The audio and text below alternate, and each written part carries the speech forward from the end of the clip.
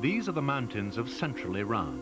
Long ages of wind and sun have sculpted a strange and barren landscape. It's hard to imagine a more stark place than this land of sun and stone. Yet the island of Hormuz is perhaps even more hostile.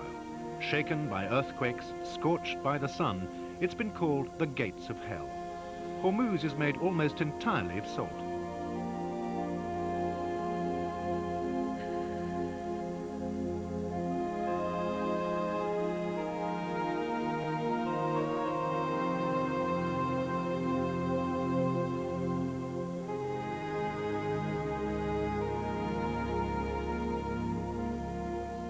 The island of Hormuz lies about 10 kilometers off the Iranian mainland, at the mouth of the Persian Gulf.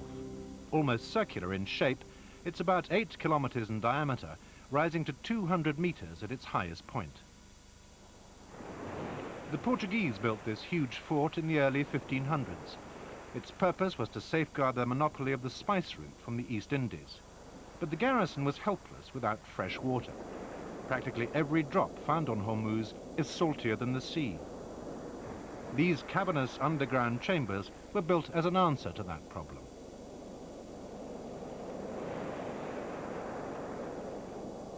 The whole massive construction underlines the harsh and arid climate of Hormuz. This chamber once held more than 9,000 liters of water. Only a few briny wells supply the islanders and their livestock. Apart from this, the gaunt hills of Hormuz produce no fresh water.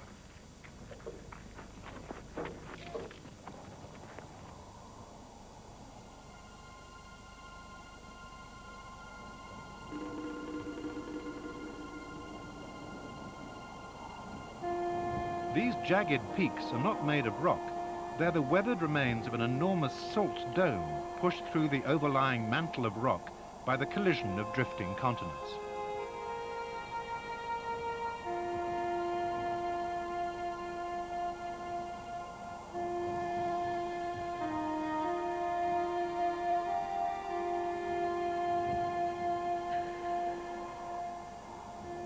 Bursting from the cauldron of the Earth's interior, the salt dragged with it an amazing collection of rocks and crystals, everything from hematite to fool's gold. About 85% of the island is pure salt. Any rain that falls sinks into the rock and rapidly becomes too salty to drink. So it's remarkable that the Hormuz gazelle manages to survive.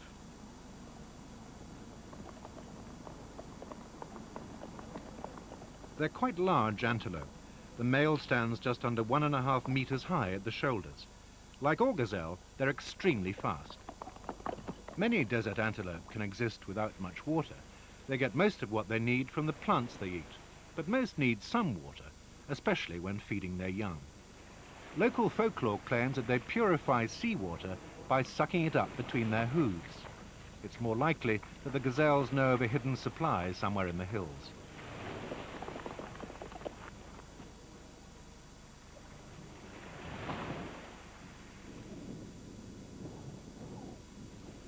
Salt-tolerant plants are the only ones capable of surviving here. They preserve whatever water their long roots can find by growing stems and leaves covered with a waterproof layer of wax. An additional way a plant can reduce water loss is to decrease its leaf size.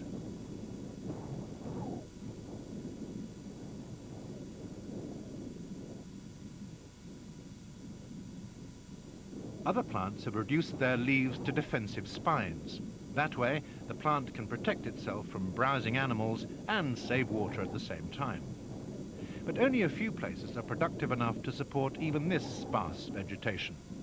Most of the island is completely devoid of any kind of life.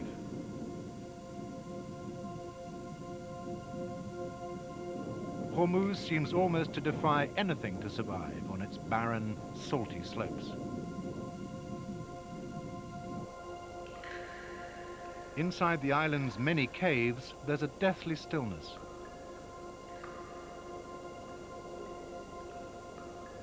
The only things that grow and prosper are the stalactites, and those are made completely of salt.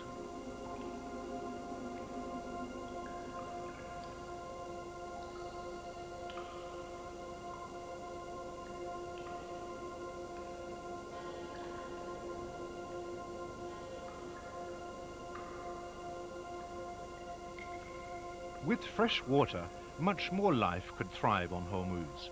The island does produce plenty of water. It flows in bubbling streams from the base of the salt hills. But it's all supersaturated with salt. The streams look almost like alpine brooks, but it's salt that surrounds their margins, not snow.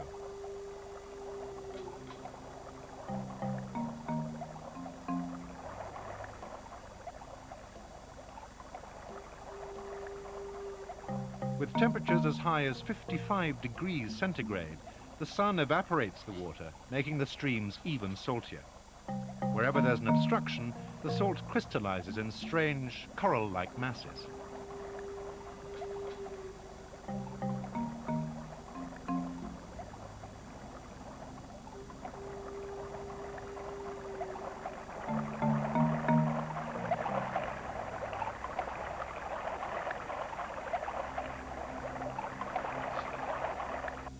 A frog is an unexpected find in such salty conditions. It's mummified in salt, but it must have come from a freshwater source nearby, because frogs can't survive in the sea or salty streams.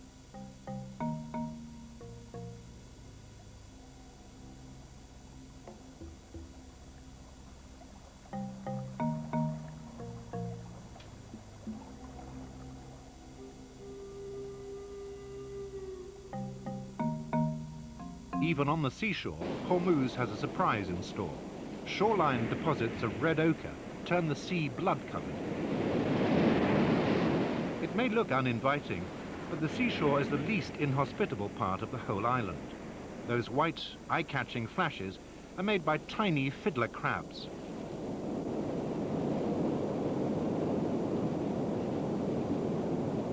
The male uses his specially enlarged claw as a flag to warn rival males off his territory, a small patch of beach surrounding the crab's hole.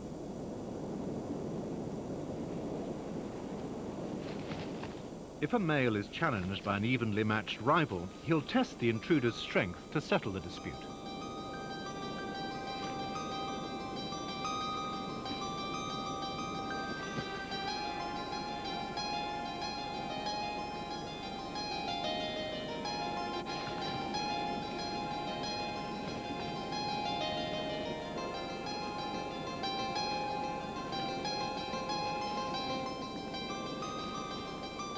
The males rarely do each other any lasting damage. The loser's chances of winning a mate simply become more remote. The male fiddler crab's large claw is useless for feeding. He has to rely on his small claw for sifting through the mud. The female has the advantage with two small claws.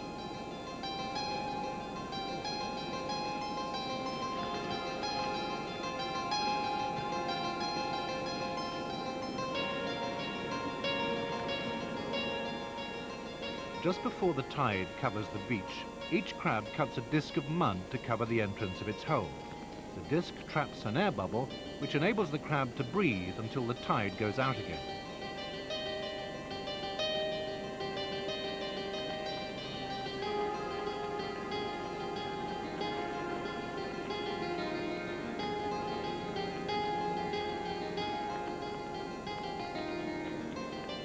A fiddler crab wouldn't last long without a bolt hole.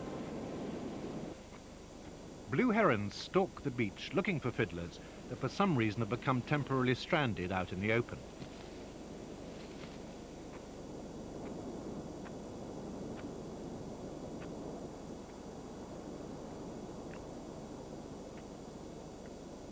Another enemy of the fiddler crab lives down at its own level on the shoreline. It's a strange little fish which spends about as much time out of water as in it. The way the fish scuttles across the mud has given it its popular name, mud skipper.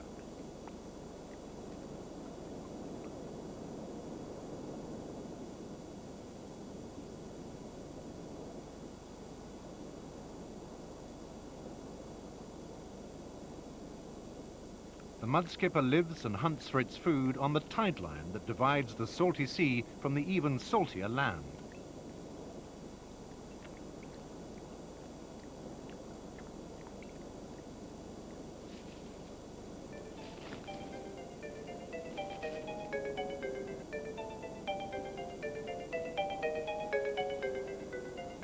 Even with a mouth like this, the mud skipper can find crabs a tricky meal to swallow.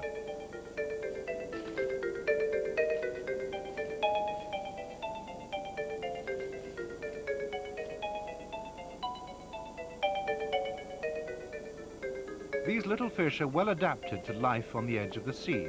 They can breathe air, and their pectoral fins are modified for walking on mud.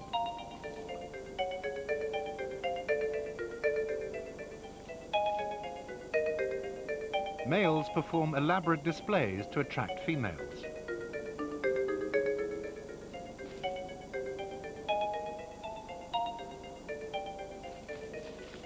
Their rituals are also designed to intimidate rival males.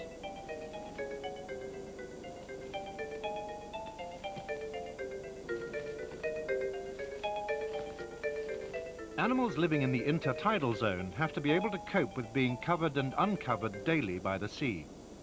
It's a difficult environment to live in, but not as hostile as dry land on this island of salt.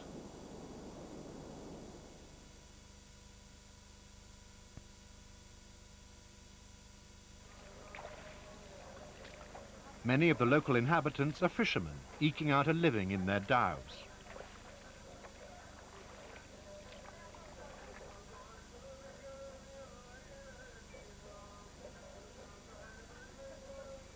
These people live on the east of the island. Everything slows down here at midday because temperatures often reach a stifling 55 degrees centigrade. In an attempt to keep cool, many of the houses are built with wind towers to catch the breeze. The heat is one problem, the lack of fresh water is another. Desalination plants are being built to provide the people with drinking water, but many of them still depend on tankers.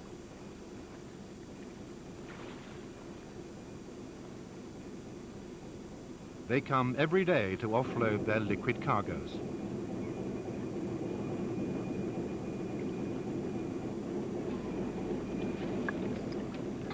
The water comes from Bandar Abbas on the mainland, some 25 kilometers away.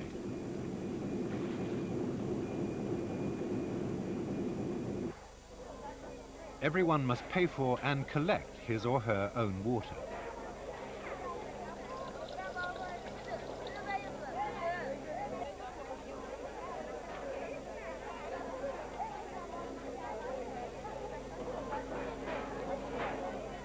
Fresh water is a precious commodity on this island of salt, and it's only used for absolute essentials.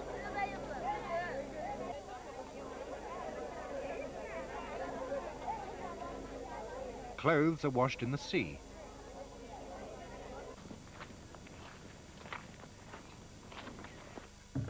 While the human inhabitants of Hormuz can make or import water for drinking, the island's wildlife must get it from some other source.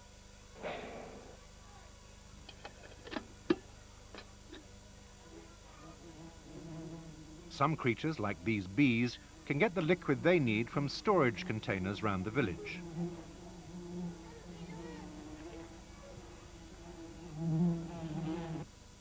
But this supply is not available to the gazelle or birds.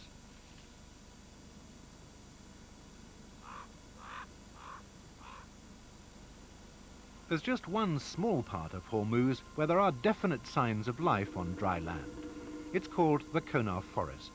Anywhere else, this sparse collection of stunted trees would never be referred to as a forest.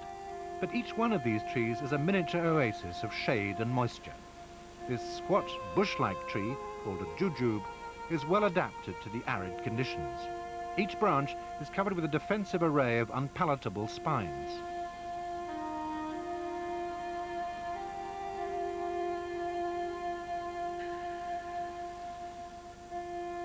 The flowers act as miniature waterholes for the bees in this parched salt desert.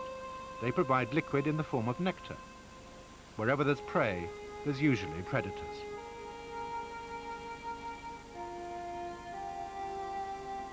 For the praying mantis, the bee is food and drink.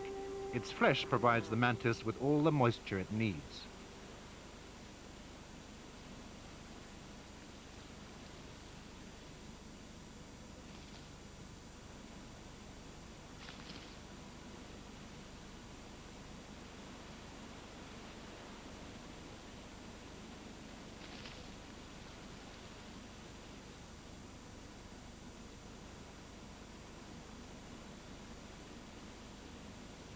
Perched on the very jaws of death is a small black fruit fly. It's attracted by the moisture from the dead bee.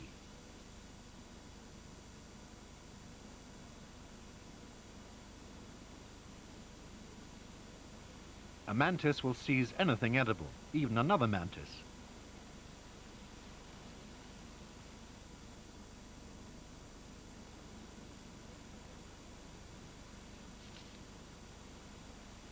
The victim immediately goes limp.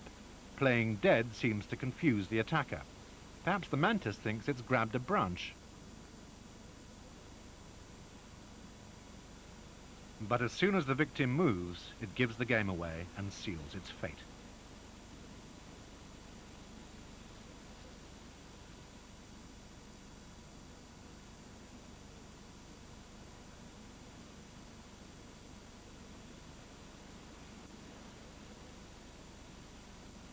Locusts often get blown to the island from the mainland. Although one of these insects can eat its own body weight of leaves in 6 hours, they probably aren't doing much damage to Hormuz's already undersized forest. The leaves are so tough and unpalatable, the locusts make little impression on the trees.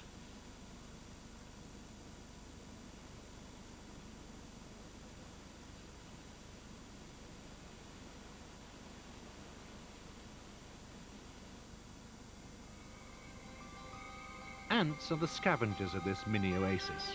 They benefit from the shade and from any debris that falls from the tree. The ants carry anything they can find back to their nest.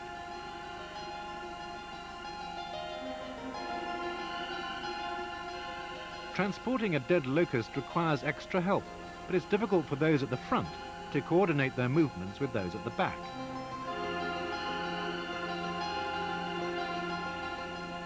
Dismembering the prize soon solves the problem.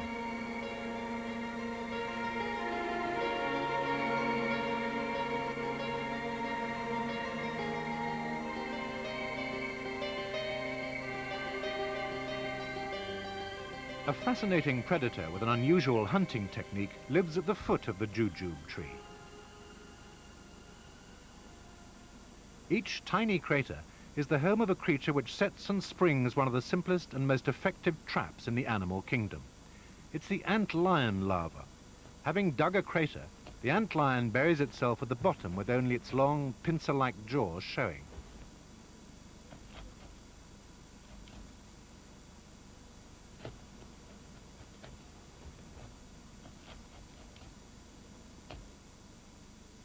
As soon as an ant enters the pit, the larva catapults a stream of sand at it.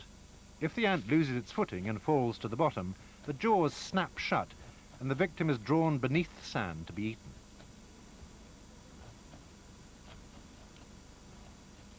Living beneath a tree causes problems. Twigs and other debris sometimes fall into the carefully laid trap. Most are easily disposed of.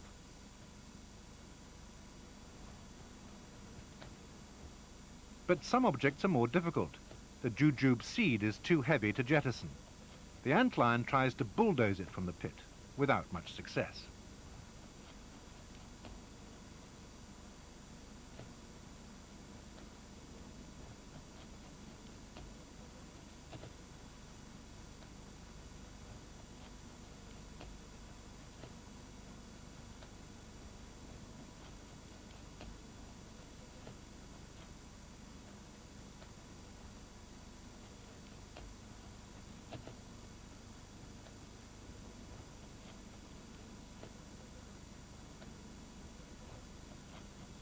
At last, the antlion's persistence pays off.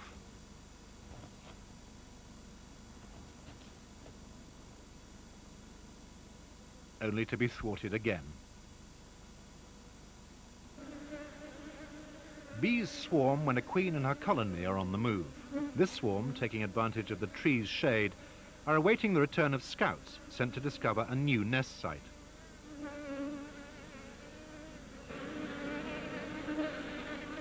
Hormuz bees usually live deep in the hills. This swarm has settled for a tiny cave at the base of a salt valley.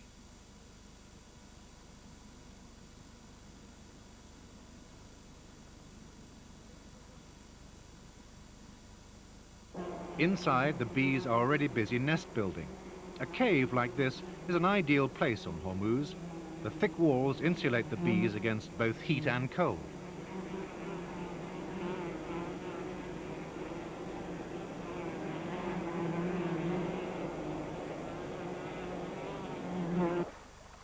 The worker bees helped to solve one of the most puzzling riddles of Hormuz.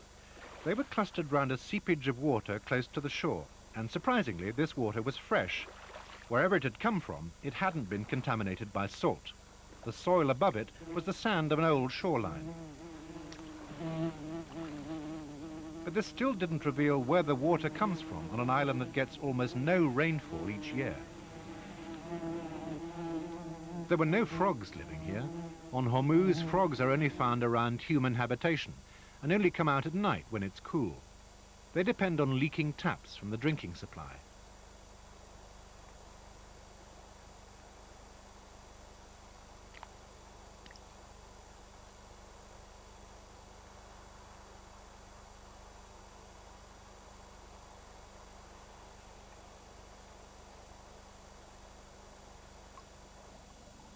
Another of Hormuz's mysteries is how it has bubbling salt streams without rainfall.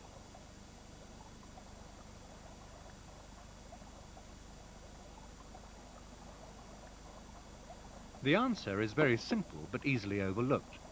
The solution was discovered when some rock samples were collected, including one of pure salt, and left outside overnight. In the morning there was a pool of salt water where the salt had stood. At night, Hormuz is stifled in an atmosphere that has a 90% humidity. Every night, the salt rock absorbs hundreds of liters of water from the humid air. Hormuz is probably the most efficient producer of water in the Persian Gulf, yet almost every drop is useless to living things. Only a small proportion condenses on rock and remains comparatively fresh.